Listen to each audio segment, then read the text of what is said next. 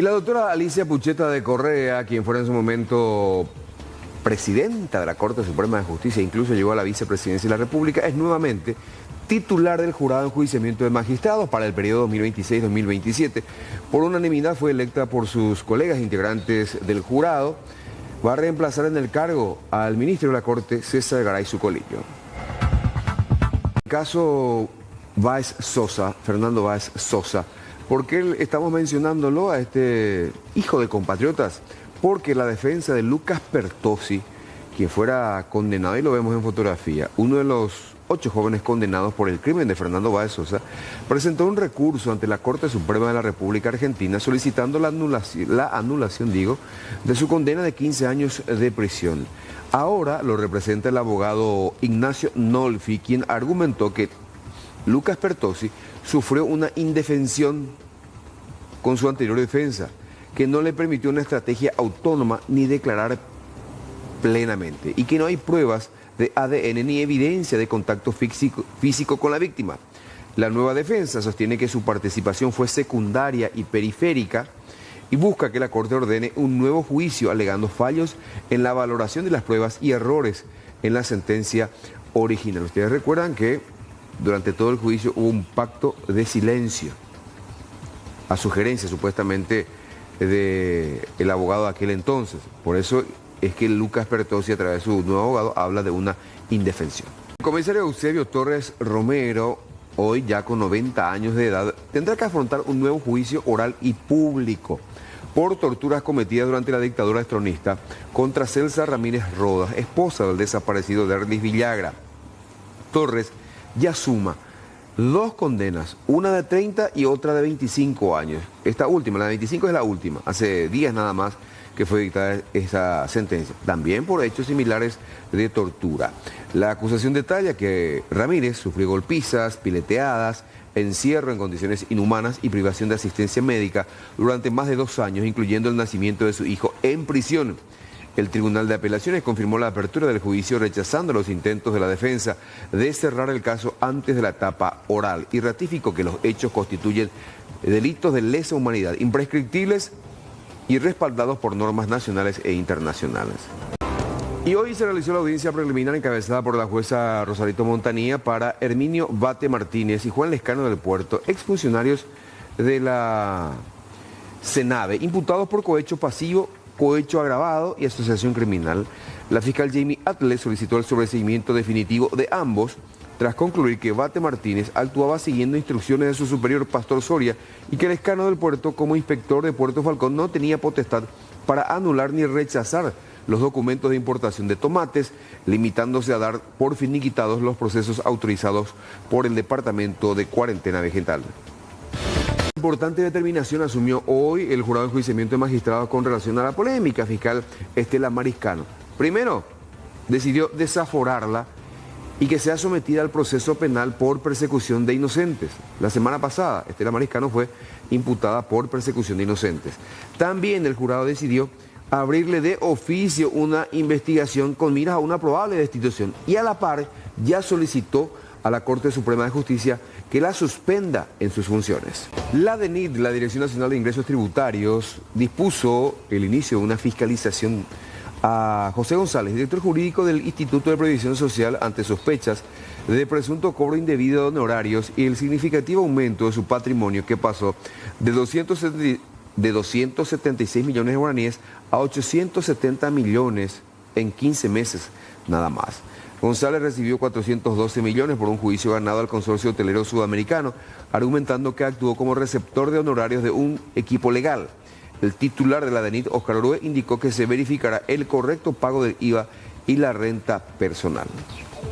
Atención, papá, mamá de chicos escolares, porque Paraguay dio un paso histórico con la promulgación de la Ley 7513, que incorpora el bienestar animal como materia obligatoria en la malla curricular de la educación escolar básica y media.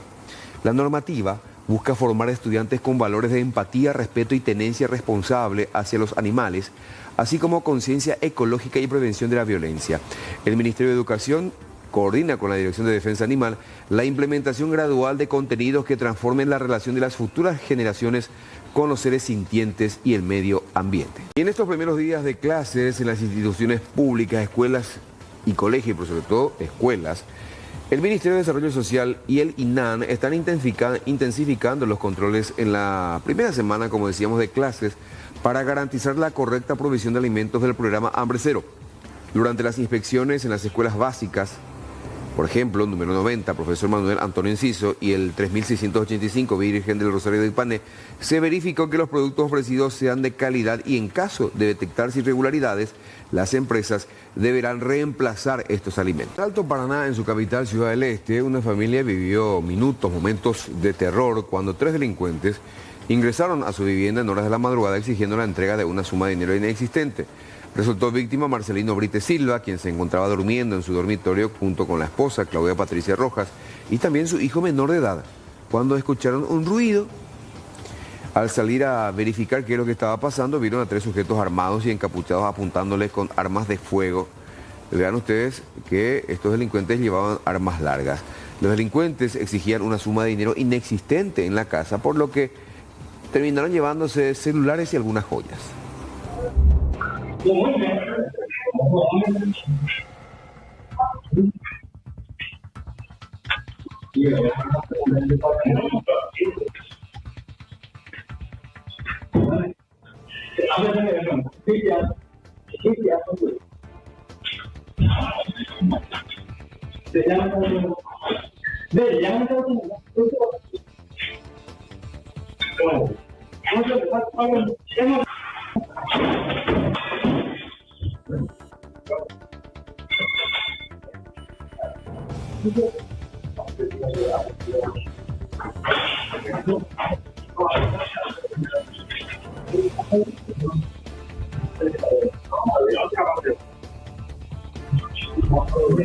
Vamos a cambiar de tema porque en el Senado expresaron cuestionamientos acerca del avance del proyecto de ampliación de la Ruta 2, principalmente por el impacto que la obra tendría sobre comunidades, frentistas y el medio ambiente. Legisladores de la oposición manifestaron que existen reclamos ciudadanos por la falta de información clara, posibles expropiaciones y demoras en las compensaciones a todos aquellos que van a ser afectados por esta mega obra, este mega proyecto. Escuchemos lo que decían el senador José Oviedo y su colega Esperanza Martínez.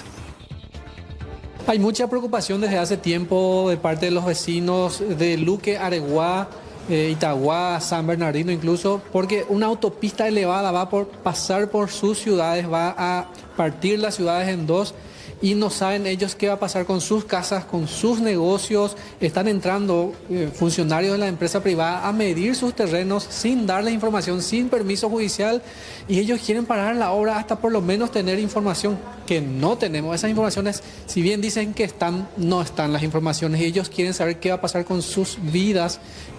Bueno, por eso solicitamos la presencia del defensor del pueblo, que vino a decirnos que va a solicitar todas las informaciones y si no tiene esas informaciones va a presentar una medida, un pedido de amparo. Vamos a recabar en conjunto las informaciones y luego, sí, vamos a hacer un trabajo conjunto con el defensor del pueblo. Imagínense que estamos hace más de casi 2 años pidiéndole al Ministerio de Obras Públicas a través de informe de los senadores. Tuvimos varias audiencias públicas. En enero el senador Oviedo hizo otra audiencia aquí. Primero nunca viene la ministra, manda un equipo técnico. Le preguntamos a todos los ministerios sobre cuál es el impacto que va a tener en su área específica y nos pueden explicar. No tenemos exactamente el trazado. La sociedad organizada, todos los vecinos que están preocupados, porque imagínense que hoy venga un tractor y pase por tu casa, eche tu casa y te digan, después te van a pagar. Ese es el temor que tienen porque la información no es clara. Entonces ellos mismos se organizaron y presentaron hoy una alternativa de circunvalación que pase por fuera de Areguá y de Luque y no por el medio rompiendo todo. Hablamos de que van a romper 64 escuelas, por ejemplo, y el MOPC te dice, yo no sé nada.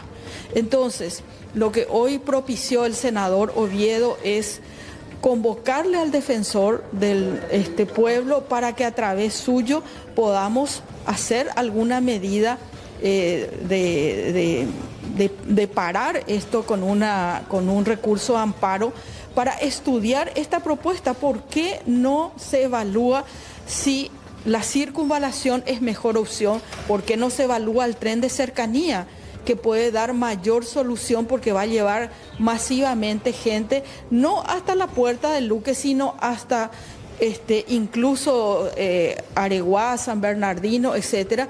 Y sabemos que las cuestiones de transporte público son mejores. Entonces, la pregunta es, ¿por qué no paramos esto? ¿Por qué no vemos todas las opciones y elegimos lo que va a ser mejor para la gente? Esa es un poco la propuesta que le dábamos hoy al defensor del pueblo.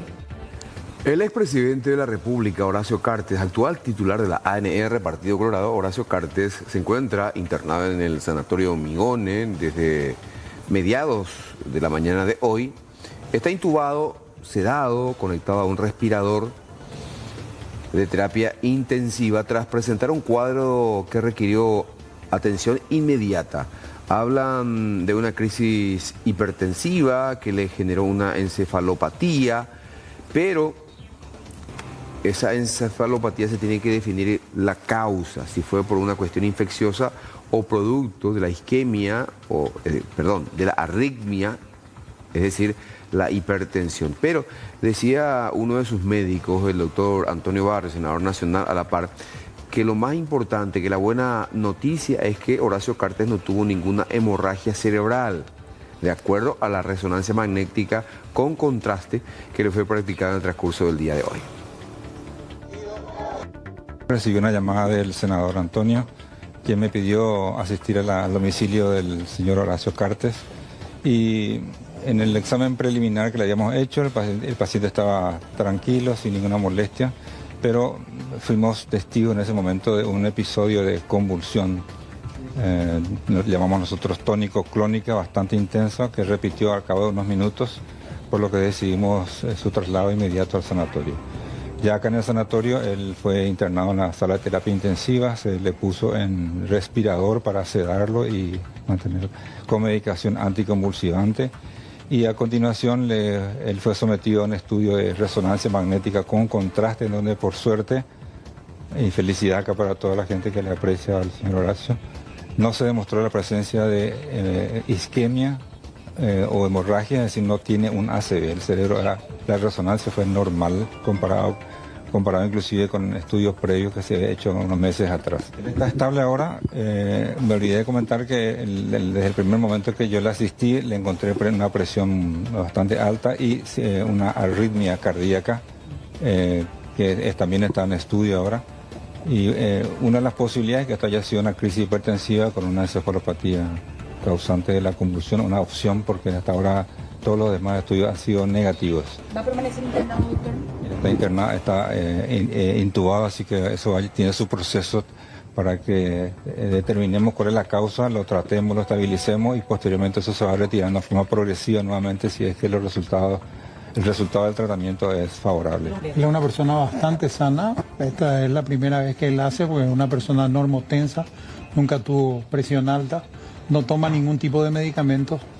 Y bueno, ocurrió este episodio ahora que hizo una crisis hipertensiva, ¿verdad? ¿Usted estaba con él cuando ocurrió esto? Estuve con él al ratito que haya ocurrido esto, a los 5 minutos estuve en su casa con él y conversando con él, le llamé al doctor Báez, que acudió inmediatamente, vino otro médico también que hizo todos los análisis que tenía que hacerse y después convulsionó y ahí se decidió entonces la internación ya para poder estudiarlo mejor y controlarlo mucho mejor. ¿Lo llamó, senador, para que vaya hasta su domicilio?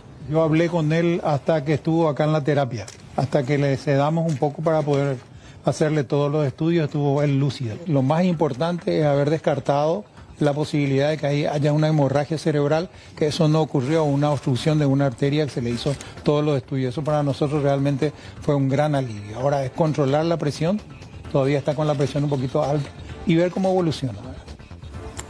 Y vamos a ver algunos posteos en redes sociales después de conocerse la internación en terapia intensiva del expresidente Horacio Cartes.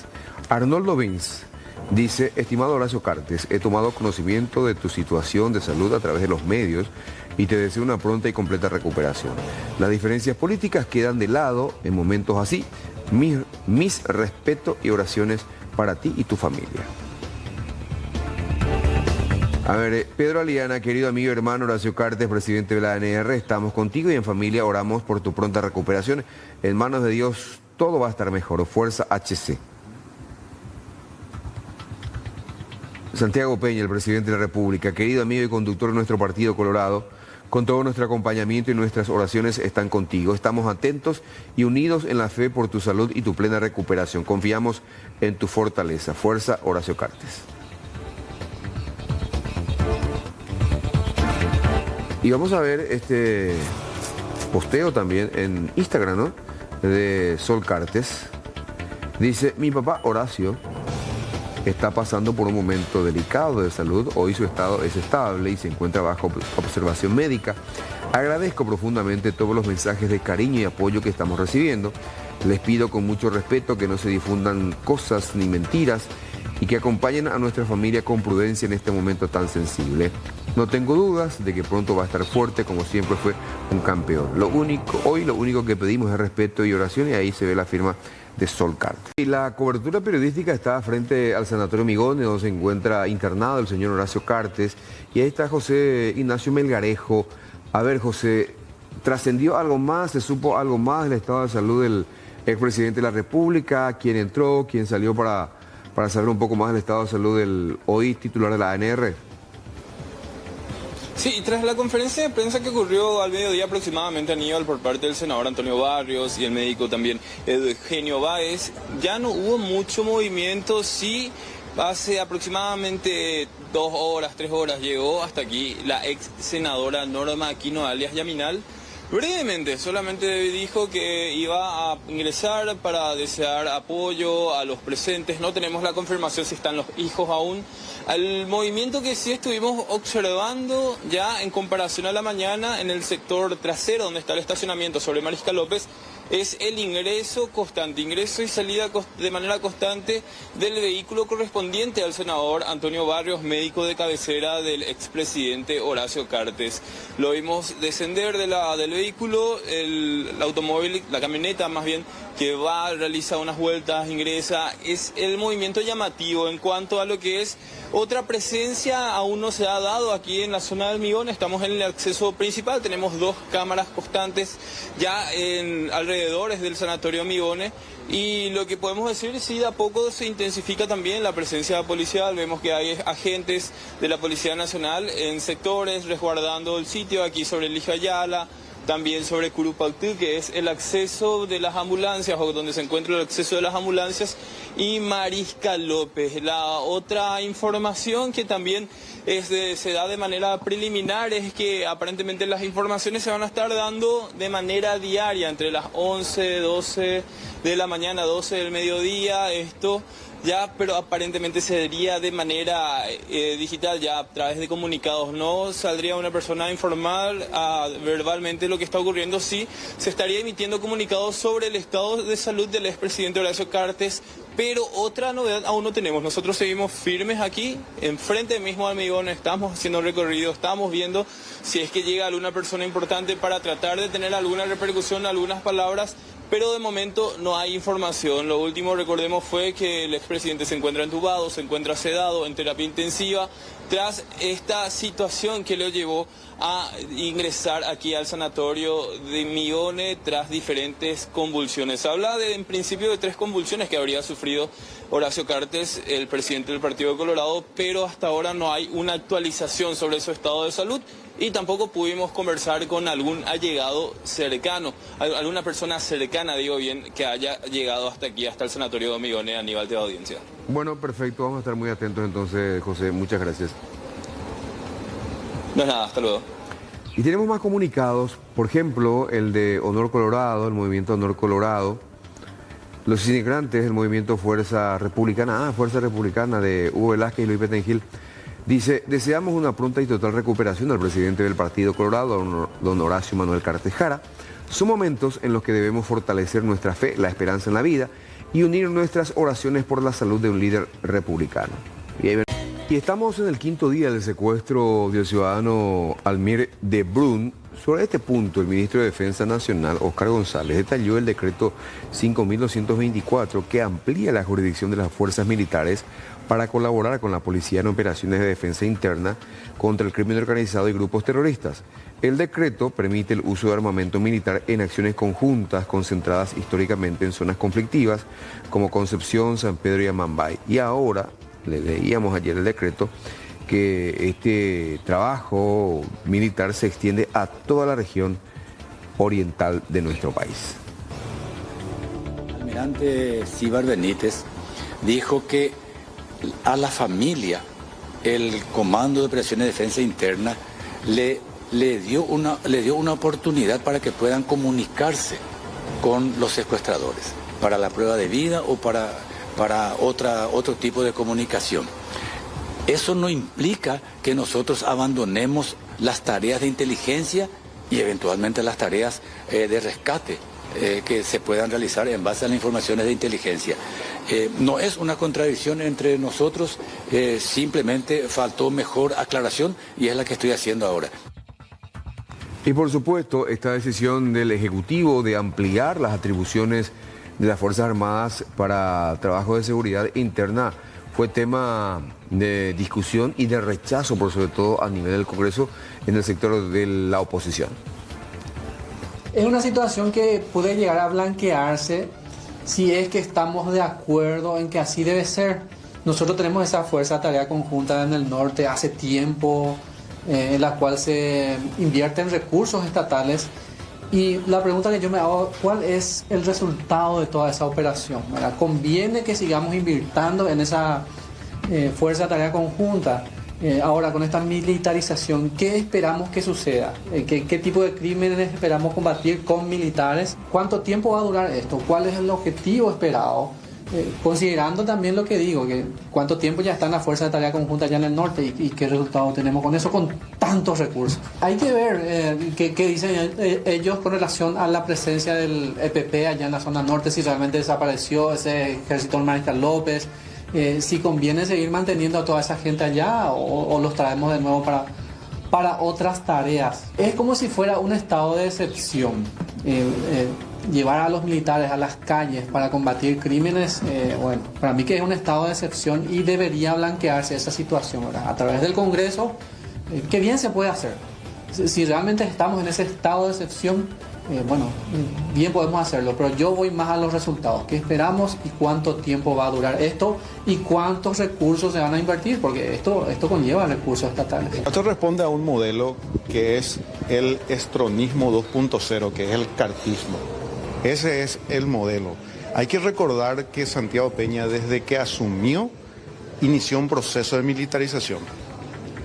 Recordemos que la Fuerza de Tarea Conjunta estuvo hasta el 2023 solamente en 3 departamentos, en Concepción, San Pedro y Amambay. Después, con la excusa de atraparle a Macho, se extendieron a Canindeyú en el 2024. En el 2025, con la excusa de perseguir a grupos criminales, se extendieron Itapúa, Misiones y Ñembucú. Y Macho sigue vivito, incluso dándole camionetas a políticos para que hagan campaña política. No tiene resultado. Lo que está haciendo es extender su poder militar en todo el territorio paraguayo. La droga ingresa por el Chaco.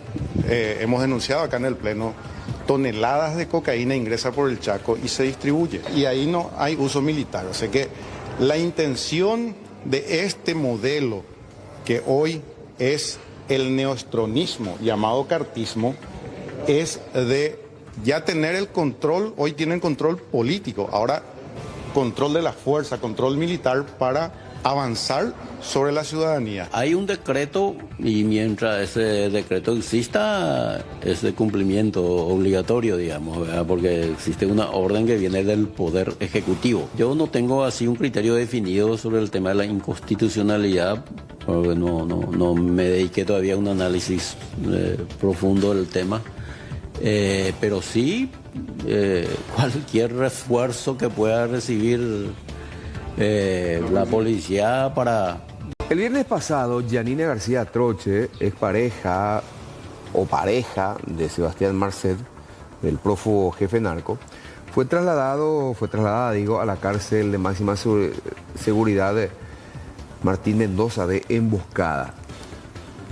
Aquel día hasta ahí decíamos no pasaba nada, pero el pasado 23 de febrero, las autoridades, los responsables de la cárcel militar de Viñascué, remitieron un informe a la jueza Rosarito Montanía, quien es la encargada de la causa que se le abrió justamente a Yanina García Troche. Y vamos al final de este escrito, porque lo que vamos a leer es una situación bastante grave. Ahí está, un poquito más arriba, en negrita está la frase.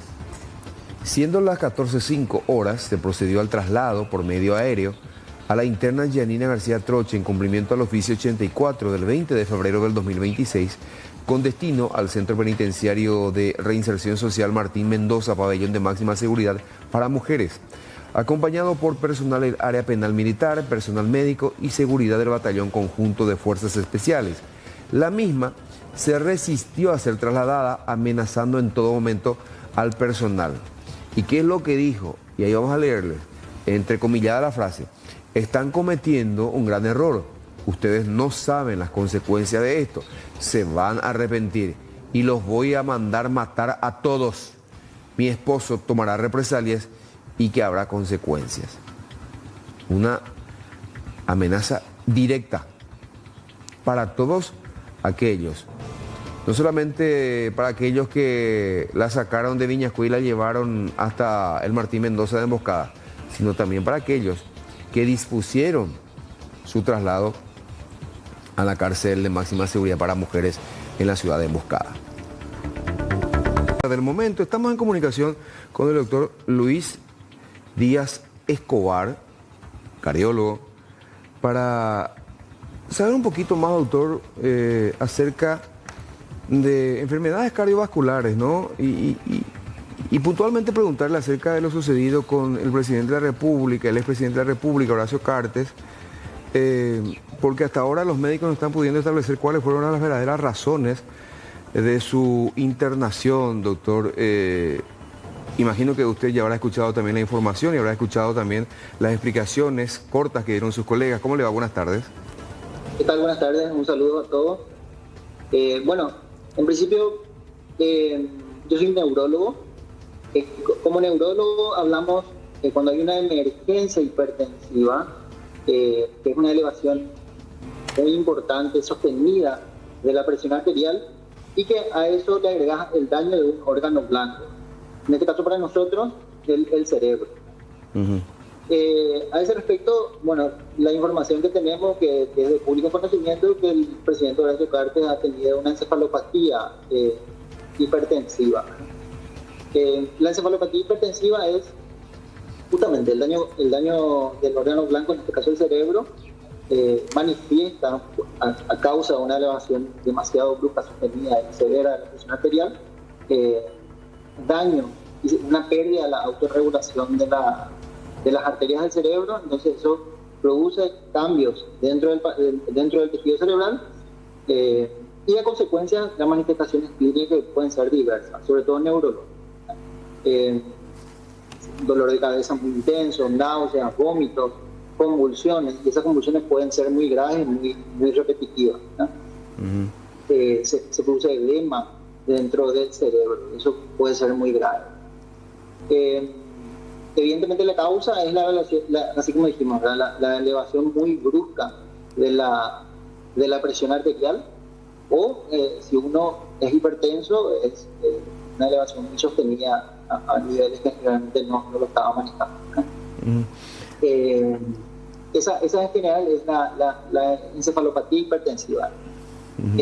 En ese respecto, la encefalopatía hipertensiva también tiene unas variaciones clínicas, unos diagnósticos diferenciales que afectan a las personas que tienen una encefalopatía hipertensiva, y hablamos de diversas enfermedades que, bueno, la resonancia magnética puede definir realmente qué es lo que está pasando dentro del cerebro.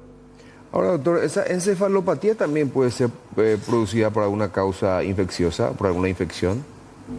Sí, claro. infecciones, fármacos, cualquier tipo de sustancia que pueda elevar en forma sostenida la presión arterial. Las causas son diversas, y eso justamente en el proceso de controlar la presión, uno va viendo las causas y tratando de modificar el factor causal para poder mejorar la situación clínica. ¿Y esa encefalopatía puede dejar secuelas, doctor?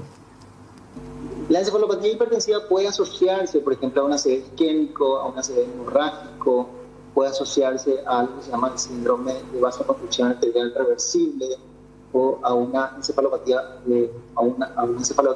una encefalopatía posterior reversible, ¿no? Todas esas condiciones pueden dejar diferentes tipos de secuelas, ¿verdad? Siempre en relación al daño que se puede observar luego en las imágenes, ¿verdad?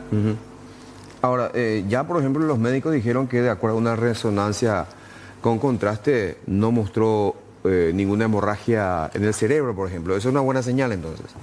Sí, eso siempre es una buena señal en las imágenes iniciales, que no haya lesión dentro del tejido cerebral. Eso es siempre una buena señal. ¿Y en cuánto tiempo una persona puede ya reponerse, recuperarse y estar a plenitud? Bueno, si no hay secuelas, si uno logra controlar el proceso, la causa, y uno logra mejorar todas las circunstancias clínicas del paciente, la recuperación es bastante rápida.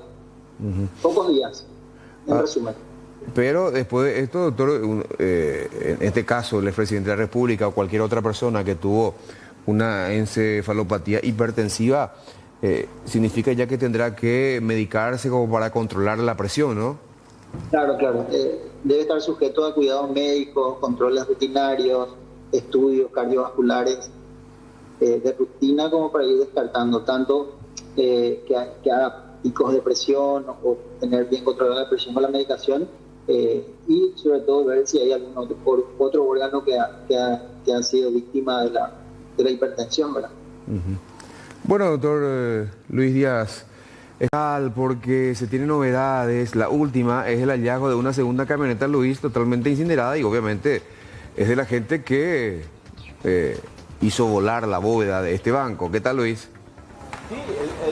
Hola Aníbal, un saludo especial para vos, para nuestros compañeros y lógicamente los televidentes. Es así, se reporta que esta tarde encontraron otro vehículo utilizado por integrantes de esta banda, una veintena de hombres quienes explotaron este banco, específicamente la bóveda del Banco Sudameris. Vehículo ya totalmente incinerado.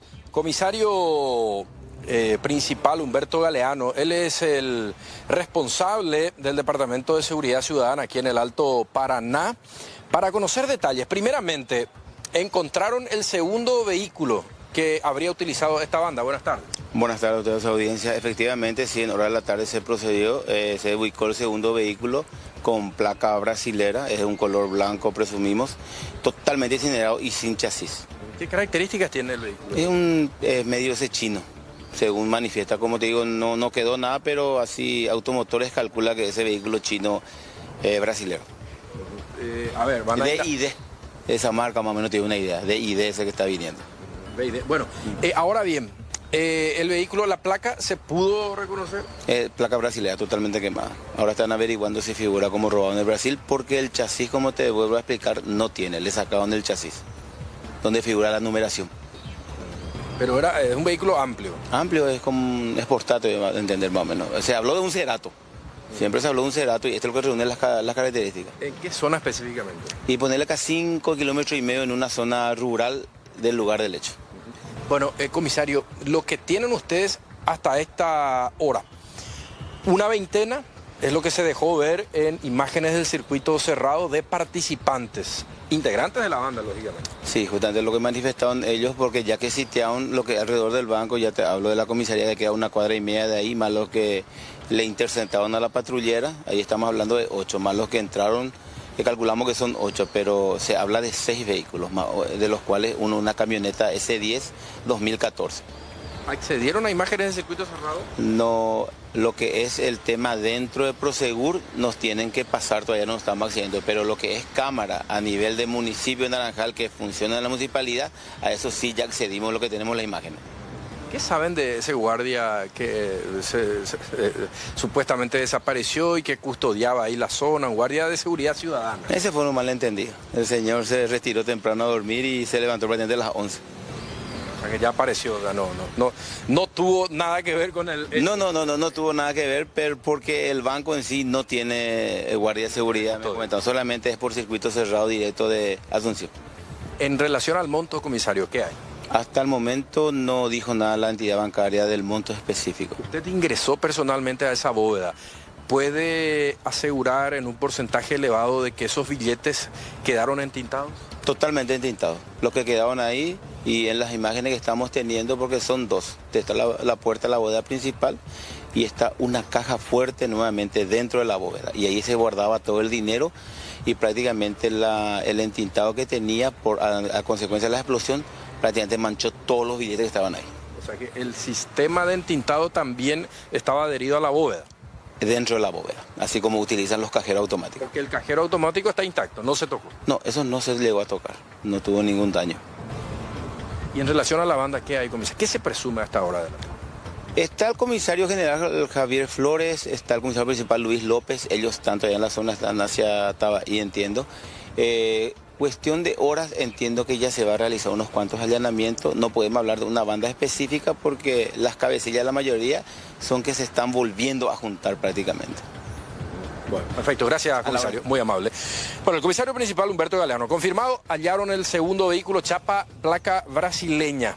Escucharon ustedes, no se sabe aún el monto específicamente, hay un límite de 1.000 millones supuestamente para esa sucursal de Sudameris. Él corrobora de que efectivamente los billetes están entintados, lo que hace presumir de que el golpe fue finalmente fallido y se fueron diseccionados los integrantes de esta banda. Una veintena, muchos hombres, sí, indudablemente. Y para destacar nomás, Aníbal, porque muchos dirán, la pucha, nuevamente esa zona en un año 2 veces, 2 entidades bancarias. Claro, aquí hay una gente muy trabajadora, gente que está todos los días en el campo. Si hablamos de densidad poblacional es mínima, lógico, pero hay mucho movimiento económico. Entonces se van allí los bancos a instalarse, es más fácil hacer las transacciones allí. Entonces, la vía de escape es un lugar estratégico. Podés irte al norte, al sur, al este y al oeste. Es decir, vos podés irte a Itapúa, a Cazapá, a Caguazú y también parte del Alto Paraná. Es decir, eso está todo estudiado, planificado y es un lugar perfecto para este tipo de hechos. Aparte, sin custodia, este banco en particular. La comisaría está a 2 cuadras, pero tiene 3 a 4 personales nomás. Es el lugar perfecto, ideal, el paraíso. Alfredo, cortito, ahora, ¿quién quedaría al frente del Partido Colorado? Según usted, ¿cómo ve el futuro? Yo sé que es el Partido Liberal, pero ¿cómo ve el futuro del Partido Colorado, señor? No sé. Algunas palabras entonces que dijo, ¿usted considera es un vacío político? Sí, claro, una inestabilidad. ¿Y empresarialmente? Y empresarialmente también, porque te imaginas tantas empresas, pero él tiene bien institucionalizado todo. Ya no hace empresas. Y ahora todavía no hay actualización en caso de que esto pase a mayor, entonces ¿cómo usted ve el escenario político a partir de ahora? No soy adivino, apenas soy un viejo senador. ¿Algunas palabras que quiera decir? Hasta luego. Ya estuvo hablando Aníbal anteriormente al Alfredo Haveli, ya llegó, ahora tratamos de estirar un poco más porque vino ingresando y lo que él menciona es básicamente que si algo ocurre con Horacio Cartes se da un vacío político, un vacío que se va a sentir según su punto de vista y esto desestabilizaría el escenario político actualmente. Lo que dice es que considera que prefiere, o sea, desea que se recupere pronto porque es una figura sumamente importante actualmente como presidente del Partido Colorado y el peso que tiene en el partido mismo, teniendo en cuenta que estábamos ante un gobierno colorado. No fue muy efusivo, no dio muchas declaraciones, solamente deseó que se recupere y que es una figura importante según su punto de vista. No habla mucho, no son de conversar constantemente, pero sí que considera que es importante que se dé su recuperación para la estabilidad política, según mencionó el señor Alfredo Haveli. El tomate, el precio del tomate fue para arriba desde hace varios días ya. Finalmente, el Ministerio de Agricultura y Ganadería decidió por una semana liberar la importación de esta fruta, la fruta roja, tan apetecida por los paraguayos, porque a diario en el país se consumen al menos 200.000 toneladas de tomate. Con esta liberación de la importación se espera que el precio del tomate se reduzca y no supere, según dijo el propio ministro de Agricultura, los 15.000 guaraníes el kilo. Desde el inicio del mes de febrero, los importadores exigían la apertura de otorgarle a FIDI para importar y nosotros sosteniendo que hay suficiente producción nacional. Entonces, ¿qué es lo que hoy estamos haciendo? Sentar a hablar con los supermercadistas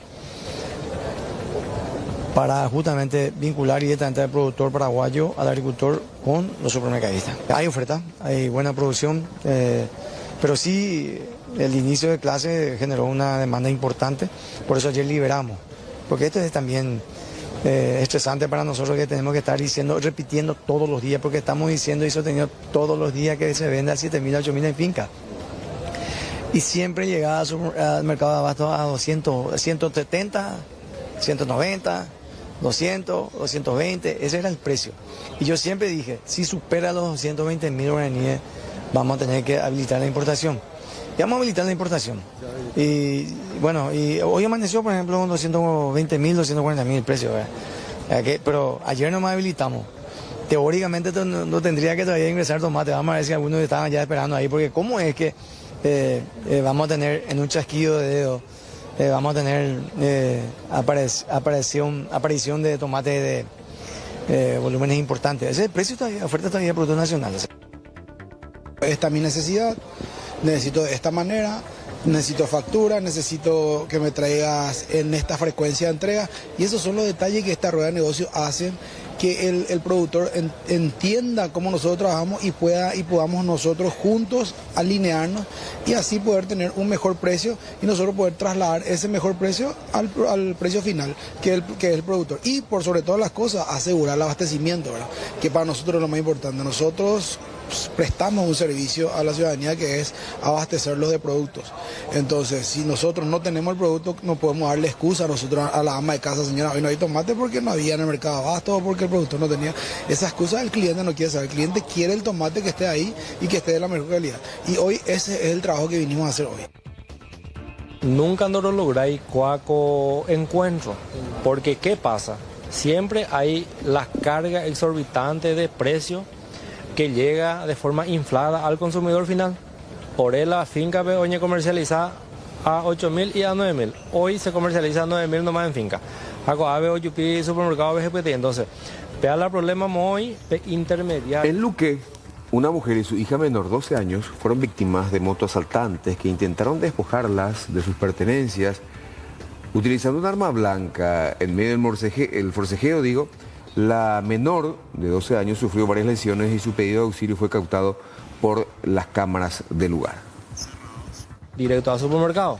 A Pepe la oye cargar, llegó en la precio y ya pillata más.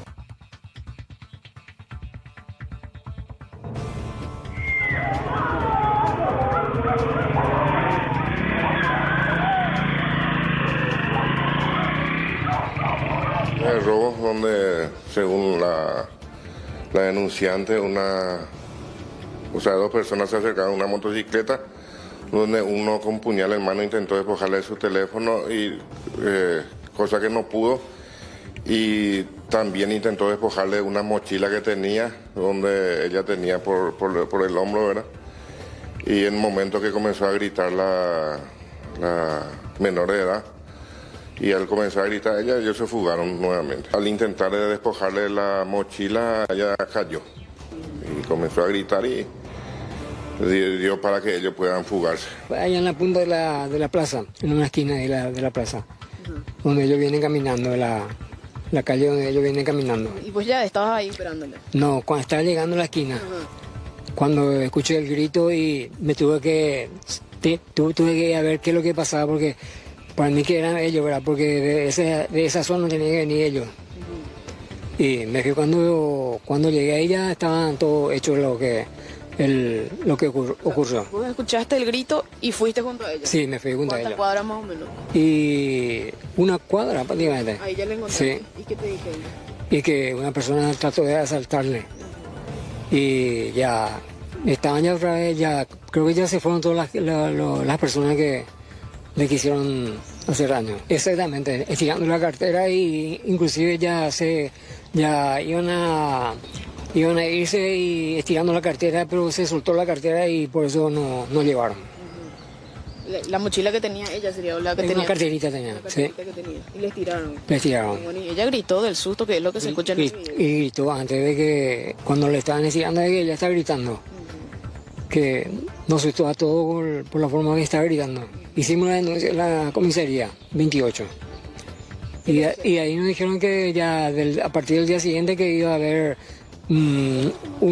o sea, el lince iba a salir, estaba completamente asustada. Y no quería saber nada. Ella inclusive quiso irse luego a la comisaría. Ella misma quiso irse a la comisaría para denunciar. Cambiamos de tema para hablar de lo sucedido con una mujer quien se cayó de un ómnibus. Esto pasaba en Villa Elisa. Vean ustedes esta imagen en circuito cerrado. Cuando está por bajar, ahí se mueve el bus. Y ahí se baja un hombre, un joven, para poder ayudarla. Obviamente, fue a causa del apuro del conductor. El conductor tenía que haberse fijado que la mujer ya haya bajado totalmente del ómnibus. La víctima y su familia denunció que la empresa del transporte intenta eludir responsabilidades con el seguro correspondiente, porque se nota que la mujer sufrió lesiones por la caída. Me parece que incluso llegó a golpear la cabeza por el empedrado, por la piedra que se veía en ese sitio. Esto ocurría en Villa Elisa, línea 38, Mariscal López. Vamos a hablar a continuación del asalto a la casa de cambio Alberdi de Ciudad del Este. Fíjense, estas imágenes de circuito cerrado. Ahí llegan los delincuentes. El de remera roja es el jefe de seguridad, un policía retirado. Y llama mucho la atención el actuar, porque aparentemente se violentaron algunos protocolos. Y los delincuentes dicen que llegaron a llevarse 2.500.000 americanos. Y no precisamente 60 millones como se habló inicialmente. ¿Cómo entraron estos delincuentes? Retuvieron cerca de su casa al tesorero de la empresa, quien estaba en compañía de su pareja.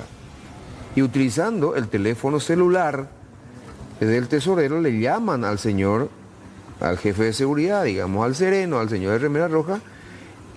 3 veces le llamaron y le dijeron que abra el portón, que le abra nuevamente.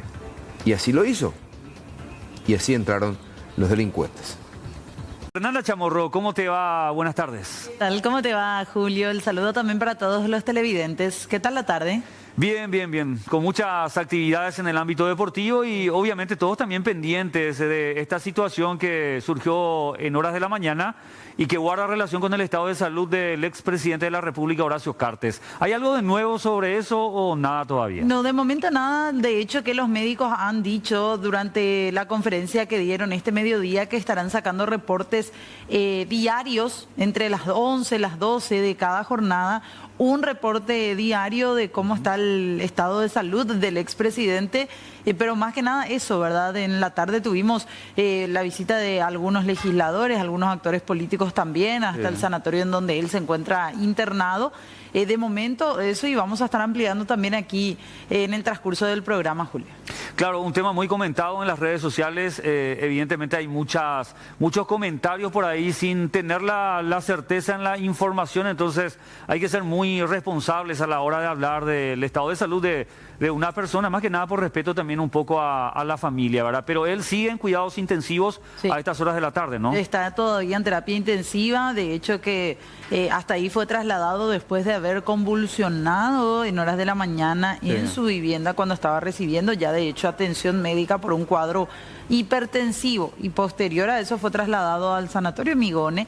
Allí fue nuevamente un momento en donde se volvió a sentir mal, volvió a tener otro segundo episodio convulsivo y ya por ese motivo es que para estabilizarlo y para prever cualquier cosa es que deciden tomar la decisión, también valga el juego de palabras, de llevarlo hasta una unidad de terapia intensiva. Ahí en el sanatorio está el intubado, sedado, de hecho también por precaución, decían los médicos. Claro, el episodio que tuvo hoy no guarda relación con alguna enfermedad que venía padeciendo el expresidente, ¿verdad? No, o sea, no tiene nada que ver eso. Fue sorpresivo, decían, porque él gozaba de buena salud, según su médico de cabecera, el senador Antonio Barrios, de hecho, mencionaba que él no estaba con una medicación estricta y controlada y periódica en su día a día. Más que nada, el malestar que empezó a sentir durante esta mañana fue lo que elevó un poco las alarmas y posterior a eso ya se daba a conocer también esta crisis convulsiva. Están intentando averiguar cuál sería el origen, qué originó esas convulsiones, Julio. Bueno, se encuentra estable por el momento, es la información que se maneja, y se descartó también ACV. Se descartó. Sí. Le hicieron una resonancia magnética, decían los médicos, y ahí es que descartan que haya algún tipo de isquemia, es decir, algún tipo de sangrado interno, a nivel cerebral interno, claro.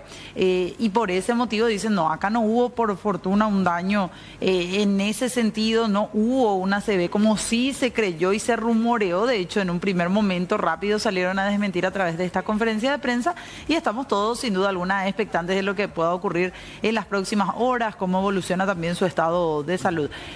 Por lo que se escuchó y por lo que uno podía interpretar, es un cuadro delicado, grave, pero que por lo menos lograron estabilizar. Porque eso decíamos también entre los compañeros, Julio, ¿verdad? Uno puede estar grave, pero estable dentro de esa gravedad. Efectivamente. Uno entiende que es más o menos lo que está ocurriendo ahora, ¿verdad? Claro, lo que decía el doctor Barrios era que estaban trabajando para estabilizar más que nada la presión. Sí. Del expresidente, ¿verdad? Que estaba muy alta todavía. Sí, así es. Un cuadro de arritmia también creo que hacían referencia. Así que vamos a estar ampliando esa información también aquí en Puntos de Vista. Bueno, perfecto. Estamos atentos a eso. A nivel deportivo te comento que Olimpia sigue realmente firme en la punta del campeonato de apertura. Diego Marini habrá sufrido un poquito el partido de anoche frente a Libertad, pero un Libertad muy remendado, con muchísimas bajas. Realmente a priori era luego favorito el Decano, termina dándose, digamos, la lógica en cuanto al resultado, ¿verdad? Guaraní juega Copa Libertadores, lo está haciendo ahora, a las 7 de la tarde comenzó el partido, ojalá que sea con victoria para clasificar a la siguiente ronda de la Copa Libertadores de América y de vuelta ya el fin de semana con muchísimas actividades a nivel futbolístico, así que estamos atentos a eso también, Fernanda. Espectacular, vamos a seguir todo ese minuto a minuto, decía, menos mal que no se fue a la cancha el señor Diego Marini, Habrá visto por tele, imagino.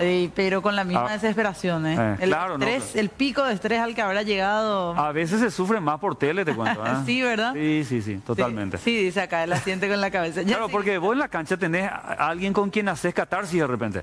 Entonces estás hablando con él, con tu compañero. Con cualquier persona. Con cualquier persona ahí al lado y como que de repente se canaliza el nerviosismo. Sí, por ahí compraste chipa, podés apretar bien fuerte la chipa, ubicás todos los nervios. Algo sale ahí, ¿verdad? Efectivamente. Nos reencontramos mañana, Dios mediante. Dale, gracias Julito, a vos, a todo el equipo del Noticiero Central.